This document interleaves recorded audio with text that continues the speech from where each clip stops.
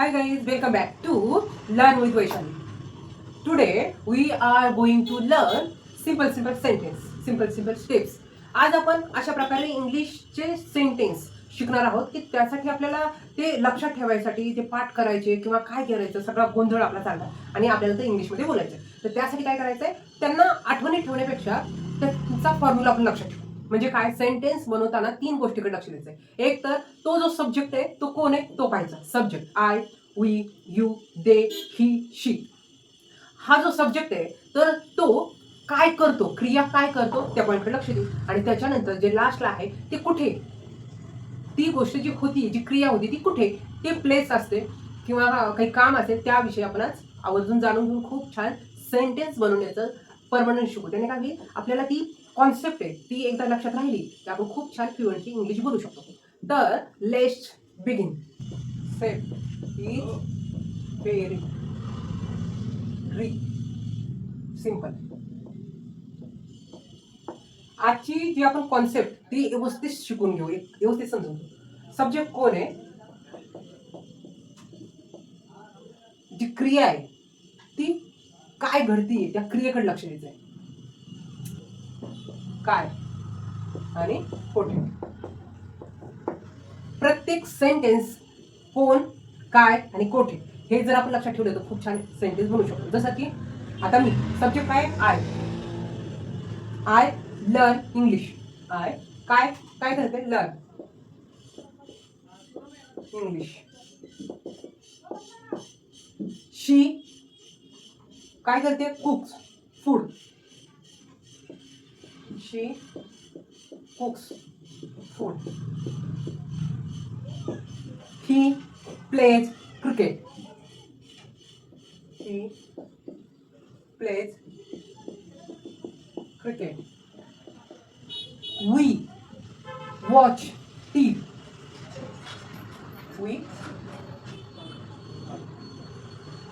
watch TV किंवा mobile. ज्यावेळेस शी आलं, यस आलं, ही आलं, यस आलं, वी आलं, वॉच आलं आणि फर्स्ट. ही कॉन्सेप्ट एकदा समजून घेतली की खूप छान आपण खूप इंग्लिशचे सेंटेन्स बनवू शकतो. एक्झाम्पल पाहिजे, तो जेवण करतो हॉटेलमध्ये. ही ईट फूड कुठे, इन पॉकेट. नंतर ती फोनवर बोलते. She talks on mobile phone. She talks on mobile.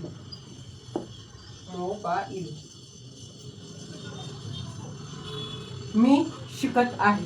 I learn English. I learn English. तो बोलत आहे. He talks.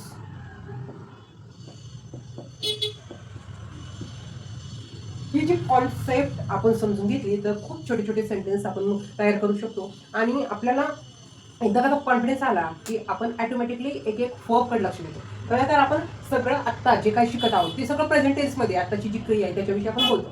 पण ज्यावेळेस आपण हेच बोलताना पास्ट विषयी बोलत असू तर आवर्जून तिथे आपल्याला V2चा वापर करावा लागतो. फोर्थचं सेकंडवाला रूप वापरावं लागेल. जसं की लर्न होणार लर्न, फूडचं होणार फूड, टेक्सचं होणार टूक आणि लर्नचं होणार लर्न आणि टूकचं होणार टेक्सचं होणार टूक.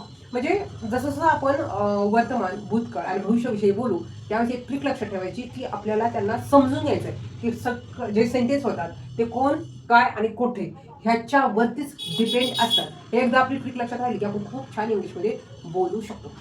तर थँक्यू. वेळात वेळ काढून तुम्ही आज माझा व्हिडिओ पाहिला त्याच्याबद्दल खूप सारे मनापासून आभार. असेच व्हिडिओ पाहत राहा. व्हिडिओ आवडला तर नक्कीच लाईक करा, सबस्क्राईब करा. कारण तुमचं एक लाईक एक सबस्क्राईब मला खूप छान एनकरेज करतं रोज नवीन टॉपिकसाठी. तर भेटू नेक्स्ट व्हिडिओ. बाय.